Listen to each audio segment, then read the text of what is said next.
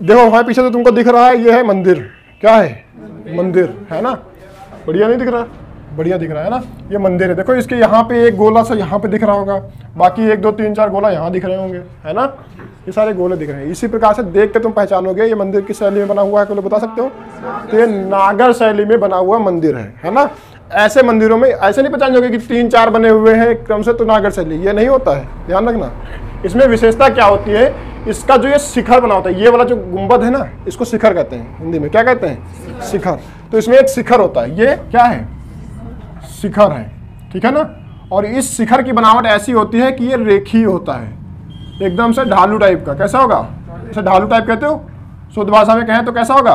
रेखीय होगा। देखो एक तरफ से ढालू है कि नहीं है, एकदम से स्लोप, ढालू मतलब स्लोप, है ना। तो क्या है, ये रेखीय होगा, इसीलिए इसको रेखीय शैली भी कहते हैं। कैसी शैली कहते हैं? रेखीय शैली भी कहते हैं। इस शैली में बने हुए मंदिर कहाँ पाए जाएंगे? उत्तर भारत में पाए जाएंगे। कहाँ पाए जाएंगे? उत्तर भारत में इस प्रकार की शैली में बने हुए मंदिर पाए जाएंगे। रेखीय शैली के साथ साथ में जो तुम देखोगे ना, जो शिखर बना हुआ है इसका कैसे हुआ है? रेखीय शैली में है। और इसी में एक होता है गर्भगृह। क्या होता है? गर्भगृह। गर्भगृह समझते हो? जहां पे भगवान की मूर्ति होती है, जो भी हो गए देवी देवता, यहाँ पे क्या होगा? भगवान की मूर्ति होगी, इसीलिए इसको क्या कहते हैं? गर्भगृह कहते हैं। गर्भगृह कैसे समझोगे? अगर तुम लोग देखोगे ना तो बहुत ही साइंटिफिक तरीके से मंदिर बना हुआ है। इमेजिन करके देखो, यहाँ पे जो तुम ध्यान से देखोगे ना, अभी इसमें इतना क्लियर बना नहीं है, जो एग्जैक्ट मंदिर बने हुए देखोगे तो तुमको ऐसा लगेगा कि कोई एक महिला है जो ऐसे बैठी हुई है, पैर आगे फैलाए हुए है। ये उसका महिला का सर होगा, ऐसे बैठी हुई है, और सामने क्या है? ये पैर फैलाए हुए हैं। बात समझ में आई? इधर क्या है? ये इसकी खोपड़ी होगी, ये बाकी शरीर, और ये क्या होगा? आगे पैर फैलाए। तो उसका गर्भ कहाँ होगा? यही होगा, है ना। और यहीं पे भगवान की मूर्ति रखी होती है, इसीलिए इसको क्या कहते हैं? गर्भगृह कहते हैं। बात समझ में आई? इसका जो ऊपर का शिखर बना होगा, ये कैसा बना होगा? रेखीय होगा, स्लोप टाइप में होगा, ढालू होगा, इसीलिए इसको क्या कहते हैं? नागर शैली। नागर शैली में बने हुए जितने भी मंदिर होंगे उनमें क्या होगा? जो ये शिखर है ये स्लोप के आकार में बना होगा, है ना। चिकना एकदम से स्लिप हो जाओ, इस पर ऊपर बैठो, यहाँ से खिसक के नीचे आ जाओ, ये ऐसा बना होगा, है ना। इसके ऊपर तुमको ये कि छल्ला जैसा दिख रहा होगा। ये दिख रहा है नहीं दिख रहा है? ये क्या है? ये एक छल्ला जैसा दिख रहा है। ये यहाँ पे खोखला नहीं होता, पूरा ठोस होता है, एकदम से यहाँ पे रखा होता है। इसे कहते हैं आमलक। क्या कहते हैं? तुमने देखा होगा मंदिरों के ऊपर ये बना होता है, खूब मोटा सा, एकदम से ठोस। अंदर से जाओगे तो यहाँ पे तुमको केवल इतना ही मंदिर दिखेगा, इसके ऊपर का नहीं दिखेगा। इसके ऊपर बाहर से दिखेगा तुमको, बाहर से देखोगे तो तुमको एक आमलक यहाँ पे दिखेगा। उस आमलक के ऊपर ही रखा मिलेगा तुमको एक कलश। क्या मिलेगा? ये जो यहाँ पे है ये क्या है? ये कलश है। और कलश के पड़ोस में ही एक लगा होगा पताका या ध्वजा, जो भी कह लो इसको, है ना, झंडा जिसे कहते हैं, है ना। तो यहाँ पे तुमको झंडा लगा मिलेगा। वो झंडा कहाँ पे लगा होता है? कलश पे लगा होता है या आमलक पे? आमलक पे लगा हुआ होता है ना। तो ये जो छल्ले नुमा आकृति बनी होती है आमलक है, इसी के ऊपर तुम्हारा कलश भी होता है और इसी के ऊपर ध्वजा भी होती है। बात समझे नहीं समझे? इसी के ऊपर ध्वजा होती है। और जो ये मेन गुंबद होता है, गुंबद उर्दू शब्द में है ना, तो ये जो मेन वाला है ये क्या है? गुंबद जिसे कहते हैं, ये इसको शिखर कहते हैं। और शिखर में ही क्या होता है? गर्भगृह होता है। उसी गर्भगृह में भगवान की मूर्ति रखी होती है। अच्छा, नागर शैली की एक विशेषता और है, मंदिर में तुमने देखा होगा परिक्रमा करते हो सब लोग, है ना। तो परिक्रमा करने के लिए इसके किनारे किनारे एक बरामदा नुमा आकृति बनी होती है, पाव बने होते हैं, बरामदा होते हैं। तो एक छायादार एक बरामदा बना होता है जिसके अंदर अंदर ही तुम परिक्रमा कर सकते हो। इसके लिए इसमें बाहर से तुमको परिक्रमा पूरे मंदिर की करने की आवश्यकता नहीं होती है। ऐसी विशेषता होती है नागर शैली की, ठीक है ना। बात समझ में आई?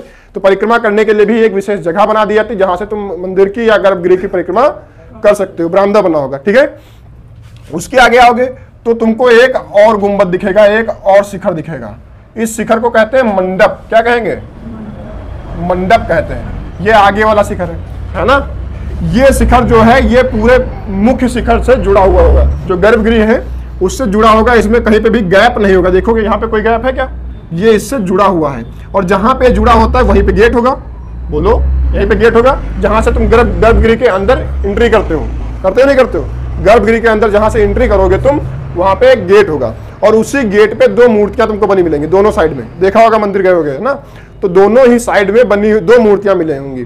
क्वेश्चन ये आएगा वो दोनों मूर्तियां किसकी होती हैं? ये क्वेश्चन आएगा। मुख्य द्वार गर्भगृह के बाहर बनी हुई जो दोनों साइड में जो 2 मूर्तियां होती हैं, दोनों मूर्तियां किसकी होती हैं? ये गंगा और यमुना की मूर्तियां होती हैं। किसकी होती हैं? गंगा और यमुना की मूर्तियां होती हैं। बात समझे नहीं समझे? तो ये इंपॉर्टेंट हो गया तुम्हारे लिए कि दोनों जब मूर्तियां बनी होती हैं किसकी होती हैं? गर्भगृह के बाहर बनी हुई दोनों मूर्तियां गंगा और यमुना की होती हैं। और यहाँ पे एक मंडप होता है। क्या होता है? एक मंडप होता है। ये इसलिए होता है कि ये वेटिंग एरिया समझ लो इसको। जैसे हॉस्पिटल जाते हो नहीं तो हॉस्पिटल में वेटिंग एरिया, प्लेटफॉर्म पे आते हो तो वेटिंग एरिया, हर जगह होता नहीं होता है। तो मंदिर में भी क्या है? ये वेटिंग एरिया है। कुछ लोग प्रसाद ले लिए, जिनका पूरा प्रसाद तैयार है एकदम से चढ़ाने के लिए, गर्भगृह में एंट्री करने के लिए बिल्कुल तैयार है, वो कहाँ होंगे? इस पहले वाले मंडप में यहाँ तैयार होंगे और उनको वेटिंग लगी। यहाँ पे पंडित जी होंगे, वो कह रहे होंगे एक जाओ एक निकलो, एक जाते रहो, इधर से बाहर निकलते रहो। ऐसे ही होता है कि नहीं होता है मंदिर में? तो यहाँ से प्रसाद लेके पूरा थाली खोल के डिब्बा खोल के तैयार हो कि जाएंगे तुरंत खिलाएंगे, क्योंकि भीड़ लग जाती है। तो तुरंत प्रसाद खिलाओ, वापस बाहर निकलो तुरंत फटाक से। ऐसा होता है कि नहीं होता है? तो जिनका प्रसाद बिल्कुल तैयार है वो कहाँ होंगे? इस वाले मंडप में होंगे। फिर एक उससे छोटा मंडप होता है। ये भी क्या है? ये भी मंडप है, ये भी तो मंडप है। ये छोटा वाला होता है, ये उनका होता है जिन्होंने प्रसाद ले तो लिया, अभी डिब्बा खुला नहीं उनका। ये उनका वाला वेटिंग एरिया होता है ना, कि एकदम से आ गया, अभी डिब्बा खुला नहीं। वो वाले लोग कहाँ रहेंगे? इस दूसरे वाले मंडप में रहेंगे, है ना। एक तीसरा भी होता है, ये भी मंडप होता है। ये छोटा, उससे भी छोटा होता है, क्रम से मंडप बने हुए होते हैं। ये भी वेटिंग एरिया। ये पूरा का पूरा एरिया क्या है? ये वेटिंग एरिया है पूरा। बात समझे नहीं समझे? यहाँ पे क्या होगी? लाइन लगी होगी भक्तों की, एक तरफ से पूरी लाइन लगी होगी। जो आगे होंगे उनका प्रसाद एकदम रेडी है, चढ़ाने के लिए तैयार है। जो उससे पीछे होंगे वो उनका डिब्बा तैयार होगा, लेकिन खुला नहीं होगा डिब्बा। पीछे जो होंगे यहाँ पे, ये अभी इनका आधा प्रसाद ही नहीं आया होगा। प्रसाद लेके आए होंगे, पेड़ा वेड़ा तो ले आए, नारियल रह गया होगा। फिर यहाँ खड़े होकर कहेंगे ओ नारियल रह गया भैया, हो एक नारियल दे देना। तो नारियल चिल्ला के मंगाएंगे, भैया जल्दी ले आओ नारियल नारियल। तो उनका ये वाला एरिया होता है कि यहाँ वेटिंग लिस्ट रहेगी इनकी, है ना। उसके आगे देखोगे यहाँ पे 2 सीढ़ियाँ तुमको मिलेंगी, है ना। जो ये ऊपर वाली सीढ़ी है इसे कहते हैं पीठ। क्या कहते हैं? पीठ कहते हैं, है ना। इसे क्या कहते हैं? पीठ कहते हैं। यहाँ पे क्या होता है? एक ये दूसरी नीचे भी एक सीढ़ी होती है। 2 सीढ़ियाँ देखो यहाँ पे बनी हुई है ना। इसको कहते हैं जगती। क्या कहते हैं? जगती। 2 सीढ़ियाँ हैं, एक है पीठ और एक है जगती। 2 सीढ़ियाँ। जगती में क्या होता है? यहाँ पे नीचे इसके आगे जगह होती है जहाँ पे तुम लोग क्या करते हो? यहाँ चप्पल अप्पल निकालते हैं। मान लिया चप्पल तुम्हारी है, ठीक है ना, एक है 2 है, 2 चप्पलें तुमने निकाल दी, ठीक है। यहाँ पे चप्पल निकालते हो तो इसके बाद भी ऊपर तुमको यहाँ पे एक चबूतरा मिलेगा। ये क्या है? चबूतरा, लिख लेना, है ना। तो एक नीचे क्या होगी? नीचे वाली सीढ़ी जगती, उसके ऊपर थोड़ा चबूतरा, और चबूतरे के ऊपर क्या मिलेगा तुमको? पीठ मिलेगी, है ना। वो भी एक सीढ़ी ही होती है, इसे पीठ कहते हैं। ये चबूतरा क्यों होता है? सब कुछ साइंटिफिक तरीके से बना हुआ है, समझने की बारी है। जैसे यहाँ पे तुमने चप्पल निकाली और तुमको पता है मंदिर में चप्पल चोरी होती है, तो जैसे 4-5 लोग गए तो एक लड़का जो छोटा होता है वो कहता है मम्मी तुम जाओ हम चप्पल बचा रहे हैं, है ना। तो यहाँ पे एक आदमी बैठा रहेगा कि बचाता रहेगा चप्पल, बाकी लोग लाइन लगा के प्रसाद चढ़ा के आएंगे, है ना। ऐसा ही होता है कि नहीं होता है? एक आदमी यहाँ पे खड़े, ये इससे चढ़ जाता है, फिर यहाँ से ला के बताता है वो नारियल रह गया भैया नारियल ले आओ, तो दौड़ के जाएगा नारियल लेके आएगा, है ना। ये वाला सिस्टम होता है पूरा। कभी कभी क्या होता है, यहाँ पे आदमी चढ़ तो गया आगे, तब तक देखता है पीछे कि अरे यार इनके पास तो महंगी वाली चप्पल थी, तो कहेगा अरे इंस्ट्रक्शन, यहाँ से इंस्ट्रक्शन देगा, अरे उसको लुका के रखो वहाँ साइड में उधर, ये अभी 200 रुपये की खरीद के लाए हैं। ऐसा होता है कि नहीं होता है? ये सिस्टम होता है। बहुत सारा साइंटिफिक रीजन है इसके पीछे। मंदिर में भाग के शादियाँ हो जाती है, पता है तुमको, है ना। तो जो लोग भाग के शादियाँ करते हैं, मान लिया भागे, डर में भागना होता है, एकदम से पूरा प्रेशर रहता है, तो वहाँ बड़ी स्पीड में भागते हैं कि जल्दी चलो मंदिर में शादी कर लेंगे, उसके बाद क्या कर लेंगे हमारा, है ना। ऐसा होता है कि नहीं होता है? तो वहाँ से भाग के आएंगे, चप्पल निकाल के यहाँ चढ़ जाएंगे, उसके बाद पीछे देखेंगे रह कहाँ गई वो जिसके साथ करनी थी शादी, वो तो भाग ही नहीं पाई। तो यहाँ खड़े होकर उनके लिए वेटिंग एरिया होता है कि देख ले पीछे साथ में है भी या रह गई पीछे, ठीक है ना। तो फिर यहाँ से खड़े होकर पीछे देखते हैं वो भी है साथ में या छूट गई, ठीक है ना। तो ये चबूतरा यहाँ पे बना दिया जाता है। उसके नीचे क्या होगी? जगती होगी। सबसे नीचे वाली सीढ़ी जगती, उससे ऊपर चबूतरा, चबूतरे से ऊपर पीठ, पीठ से ऊपर पहला मंडप, जो पहले नए आएंगे जिनका भी प्रसाद तैयार नहीं होगा। उसके बाद में दूसरा मंडप जिनका प्रसाद रेडी हो चुका होगा और डिब्बा नहीं खुला होगा। उसके बाद में तीसरा मंडप जो डिब्बा खोल के एकदम तैयार है कि हाँ आप चढ़ा ही देंगे, जय माता दी। ऐसा होता है कि नहीं होता है? उसके बाद में फिर यहाँ पे तुमको क्या मिलेंगे?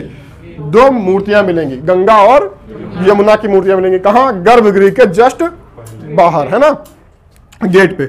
उसके अंदर तुमको गर्भगृह मिलेगा। उस गर्भगृह में ही होते हैं कौन? भगवान। कोई भी भगवान हो सकते हैं, राम भगवान हो सकते हैं, विष्णु भगवान हो सकते हैं, शंकर जी हो सकते हैं, माता जी हो सकती है, कोई भी भगवान हो सकते हैं, है ना। उसके ऊपर जब वहां मंदिर में गर्भगृह में जाओगे, ऊपर देखोगे तुमको वहां से जो गोल गोल ऐसा दिखेगा वो क्या होता है?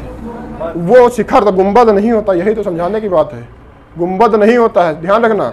गुंबद नहीं कहेंगे, इसे शिखर कहेंगे, ठीक है। ये क्या है?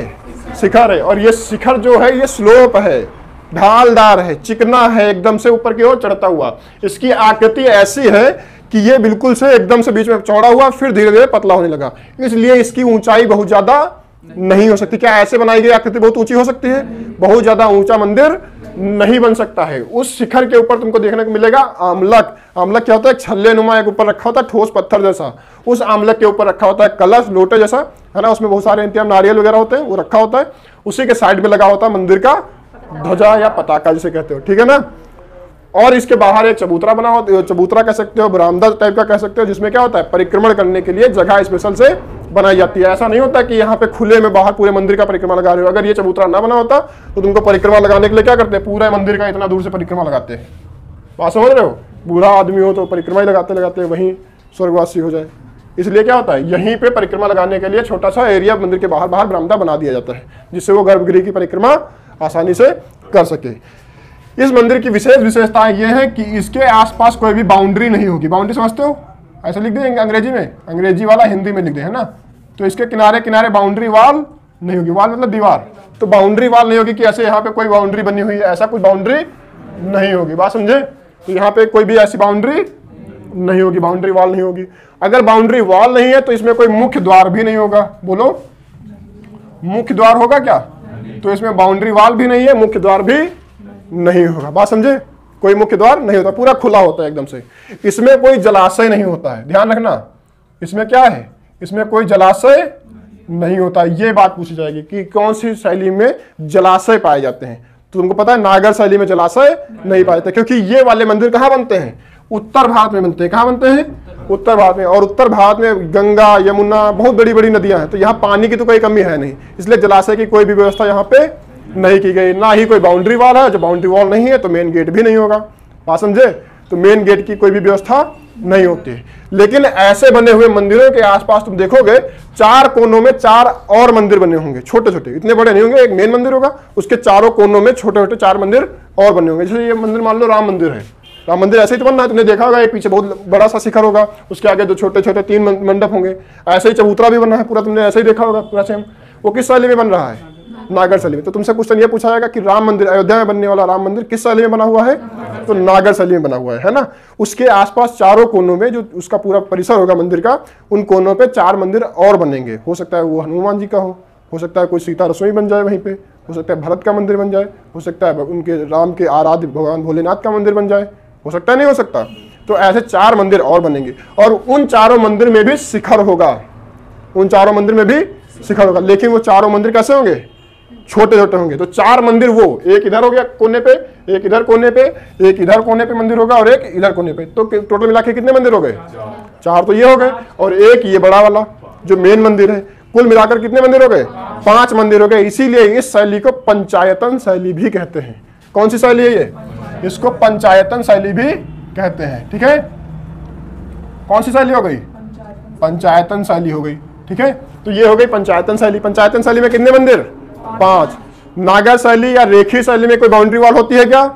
कोई मेन गेट होता है क्या? कोई जलाशय होता है क्या? नहीं होता है। इसका शिखर कैसा बना होता है? रेखीय बना होता है, मतलब स्लोप नुमा बना होता है, या कैसे कैसे कह सकते हो, ढलान टाइप का, है ना। इसके ऊपर क्या मिलेगा तुमको? आमलक, और आमलक के ऊपर कलश, कलश के पड़ोस में पताका। ये बात समझ में आई? गर्भगृह कहाँ होगा? इसी शिखर के बीचों बीच में नीचे गर्भगृह होगा। गर्भगृह के बाहर तुमको कौन सी मूर्तियां मिलेंगी? गंगा और यमुना की मूर्तियां मिलेंगी। पीठ क्या है? सीढ़ी, जीना, है ना।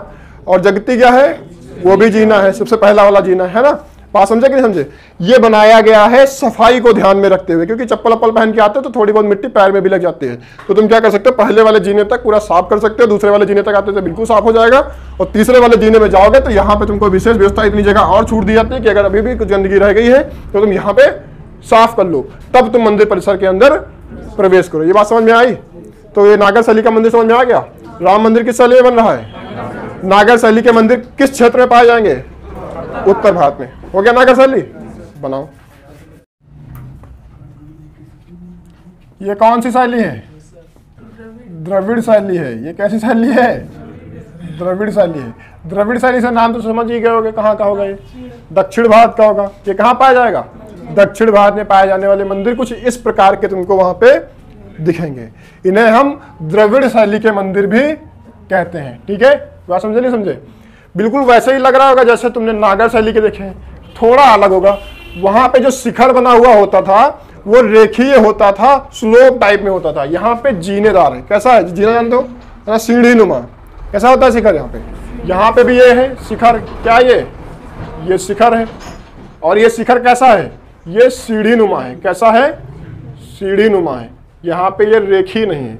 और दक्षिण भारत में सीढ़ी नुमा आकृति को कहते हैं विमानन। क्या कहते हैं? विमानन। इसीलिए इस शैली को विमानन शैली भी कहते हैं। क्या कहते हैं? विमानन शैली भी कहते हैं। बात ध्यान रखना, विमानन शैली या दक्षिण शैली या द्रविड़ शैली एक ही बात है। बात ध्यान रखना, विमानन शैली भी उसी को कहते हैं जिसका नाम है सीढ़ी नुमा। सीढ़ी नुमा का मतलब ही होता है विमानन, दक्षिण में उसे विमानन कहते हैं। यहाँ पे जो शिखर बना हुआ होगा वो क्या होगा? बिल्कुल स्लोप टाइप में नहीं होगा, बिल्कुल जीने के टाइप में बना होगा। जैसे जीने होते हैं ना घर पे सीढ़ी के हिसाब से, तो सीढ़ी के आकार में यहाँ पे मंदिर बना होगा। और इस प्रकार के जो मंदिर होते हैं इनमें अगर तुम बाहर से चढ़ना चाहो तो ऊपर में तुम चढ़ भी सकते हो। चढ़ सकते हो नहीं चढ़ सकते हो? ऊपर मंदिर में बहुत ऊंचाई तक चढ़ भी सकते हो। इसकी इस प्रकार की बनी हुई आकृति के कारण ये मंदिर बहुत ज्यादा ऊंचे ऊंचे भी बनाए जा सकते हैं। समझे नहीं समझे? बहुत ऊंचे ऊंचे भी बनाए जा सकते हैं, जबकि नागर शैली में ऐसा नहीं है। बहुत ज्यादा ऊंचे मंदिर नहीं बनाए जा सकते। क्यों? क्योंकि उसका आकार ऐसा था। और ये जो दक्षिण में है विमानन शैली के या द्रविड़ शैली के, ये मंदिर तुमको बहुत ऊंचे ऊंचे देखने को मिलेंगे, क्योंकि इनकी आकृति कैसी है? सीढ़ी नुमा है। और सीढ़ी नुमा में होने के कारण इनका भार बढ़ जाता है। अलग अलग मास देखा है तुमने, पढ़ा होगा उसमें साइंस में। मास होता नहीं होता ऐसे, तुमने छड़ी वाला एक प्रैक्टिकल करके दिखाया गया होगा कि ऐसा छड़ी बीच में लटकी रहती है, इधर कुछ भार बढ़ा दो तो इधर लटक जाता है ये, है ना। और फिर इसका क्या है? यहाँ पे तुम इसका सेंटर ऑफ ग्रेविटेशन इधर खिसका दो तो ये क्या होगा? इधर से फिर लटकेगा नहीं, ये इस पर रोक लेगा उतना भार। वही वाला सिस्टम है। इसका जो सेंटर ऑफ अट्रैक्शन है ये क्या होता है? ये बढ़ जाता है बहुत सारे पार्ट में, इसलिए क्या होता है? इस पर लोड उतना ज्यादा नहीं आता और ये ज्यादा ऊंचे मंदिर भी बनाए जा सकते हैं। बात समझे नहीं समझे? इसलिए ये मंदिर बहुत ज्यादा ऊंचे ऊंचे बनाए जा सकते हैं। यही है इस मंदिर का शिखर। और यहाँ पे कहीं होगा इसका गर्भगृह। क्या होगा? गर्भगृह। और गर्भगृह में ही भगवान की मूर्ति होगी, है ना। जैसे तुमने देखा था नागर शैली में, वहां पे भी बहुत सारे मंडप थे, ऐसे यहाँ पे भी मंडप है। देखो यहाँ पे मंडप है कि नहीं? ये क्या है? ये मंडप ही तो है। ये मंडप है कि नहीं? वहां पे बहुत सारे मंडप थे, 3-4 मंडप थे। यहाँ पे भी किसी किसी में 3-4 मंडप देखने को मिलेंगे, किसी में केवल एक मंडप होगा।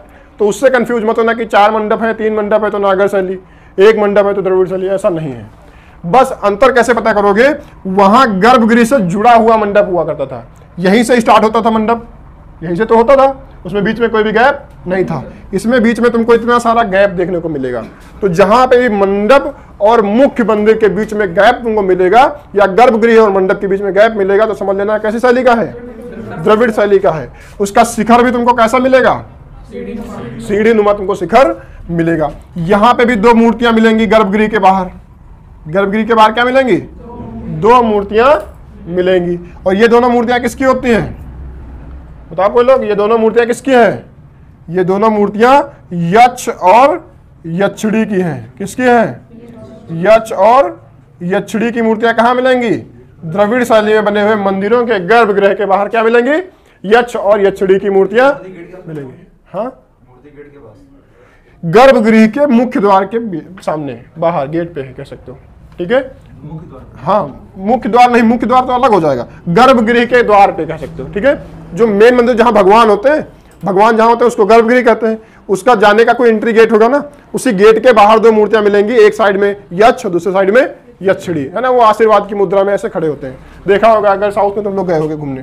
तो यहाँ गर्भगृह के बाहर गेट पे 2 मूर्तियां मिलेंगी, यक्ष और यक्षिणी की, जैसे नागर शैली में गेट के बाहर मिलती थी तुमको गंगा और यमुना की मूर्ति। नागर शैली में मंडप गर्भगृह से जुड़ा हुआ होता था, द्रविड़ शैली में मंडप गर्भगृह से जुड़ा हुआ नहीं होता है।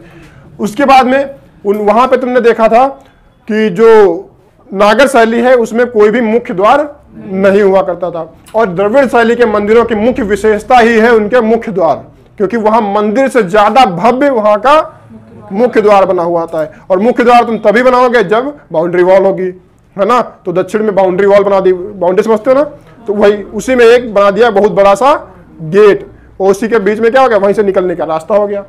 अगर यहाँ पे हमारे उत्तर भारत में भी बाउंड्री वॉल ना बनाते, केवल गेट बना देते नागर शैली में, तो क्या करते हैं, सीबीएसई वाले तो गेट से होके जाते हैं, हिंदी वाले साइड से आते हैं, है ना, अपना उनका अलग ही रुतबा है। देखे हो कि तुमने बीच में ब्रेकर होता है ना, साइड ब्रेकर, वो स्पीड ब्रेकर होता है सड़क पे, साइड में थोड़ी जगह होती है।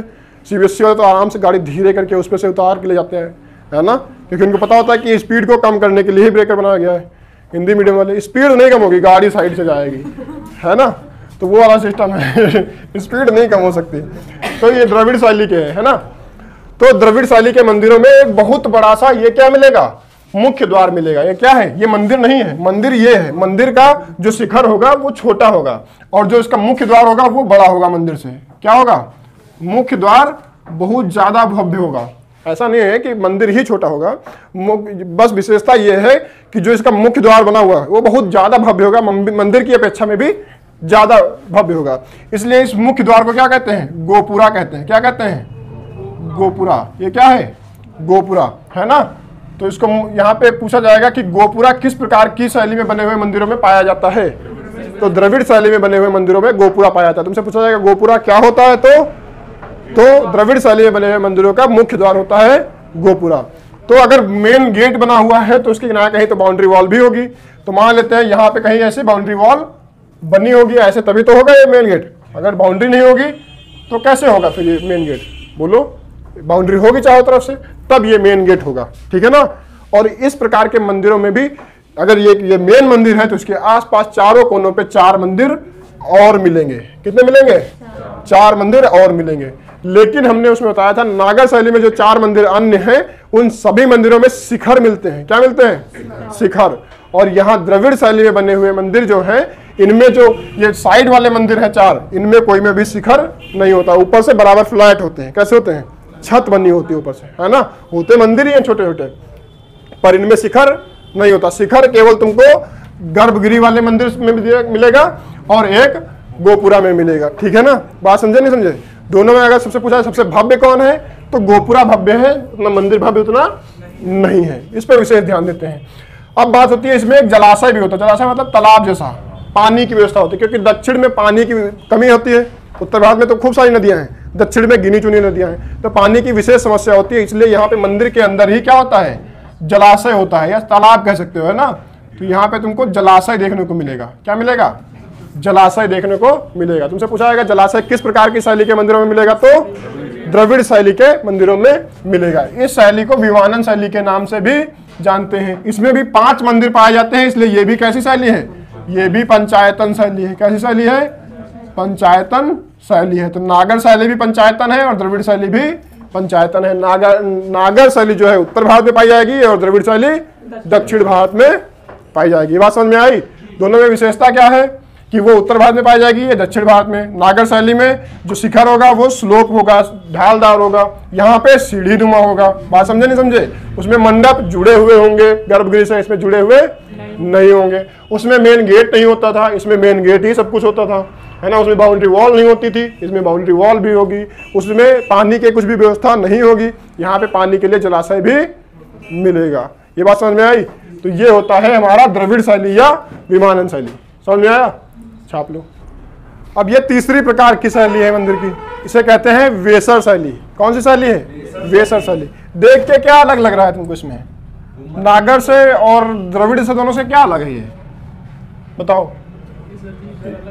देखो शिखर जो है इसका ये द्रविड़ के जैसा है। बोलो ये किसके जैसा है, द्रविड़ के जैसा है। लेकिन ये जो आमलक लिया गया है, ये आमलक किसके जैसा है, आमलक। और एक कलश ये नागर के जैसा है। किसके जैसा है, तो इन दोनों को मिल के बनती है कौन सी शैली, वेसर शैली। वेसर शैली नागर और द्रविड़ की मिश्रित शैली होती है, इसे क्या कहते हैं, वेसर शैली होती है।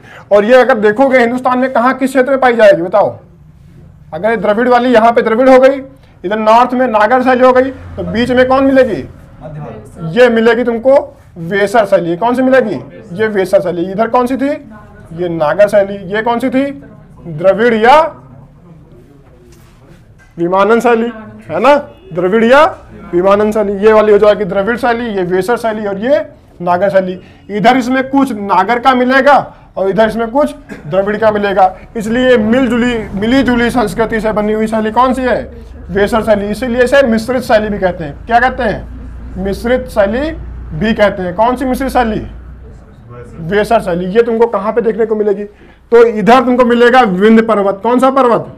विंध्य पर्वत के आसपास से लेकर के और इधर कृष्णा नदी के आसपास तक, कृष्णा नदी और विंध्य पर्वत के बीच में जो पाई जाने वाली एरिया होगा वो कौन सा होगा? वो वेसर शैली का बना हुआ होगा। ऐसे में तुमको जरूरी नहीं है कि ये दोनों मंडप भी आगे बने हुए। तो मंडप है ना, बोलो ये मंडप है कि नहीं है? लेकिन जरूरी नहीं होता कि ये मंडप भी बने मिले, सिंगल मंदिर भी बना मिल सकता है तुमको। यहाँ पे गर्भगृह इसमें भी होगा। ये क्या है? ये भी गर्भगृह है कि नहीं है? ये भी गर्भगृह है। बाकी सब कुछ वैसा ही है, बस तुमको इस गर्भगृह वाले का शिखर देखोगे तो शिखर कैसा होगा? ये द्रविड़ शैली में बना होगा, लेकिन शिखर के ऊपर भी देखोगे तो तुमको आमलक और कलश धरा हुआ तुमको मिल जाएगा। और उस कलश और आमलक वाली शैली किसकी थी? नागर की थी। लेकिन ये सीढ़ी नुमा शिखर की शैली किसकी थी? द्रविड़ की थी। तो दोनों की मिली जुली संस्कृति से बना हुआ कौन सी कल्चर है या शैली है? तो वेसर शैली है। ये वेसर शैली तुमको कहाँ देखने को मिलेगा? तो मध्य भारत में मिलेगा। विंध्याचल पर्वत से लेकर के कृष्णा नदी के आसपास, गोदावरी नदी के आसपास का जो बना हुआ बीच के मंदिर होंगे वो कैसे होंगे? वेसर शैली के बने हुए होंगे। बात समझ में आई? तो वेसर शैली में कुछ स्पेशल है नहीं, ठीक है ना? हो जाएगा इतने में। चलो, उज्जैन का मंदिर, उज्जैन का मंदिर का देखा है तुमने? नहीं देखा? अभी फोटो भेजेंगे और फिर तुम बताना किस शैली में बना हुआ है, ठीक है? तुमको फोटो अभी ग्रुप पे भेजेंगे बहुत सारे मंदिरों की, ठीक? चलो छाप।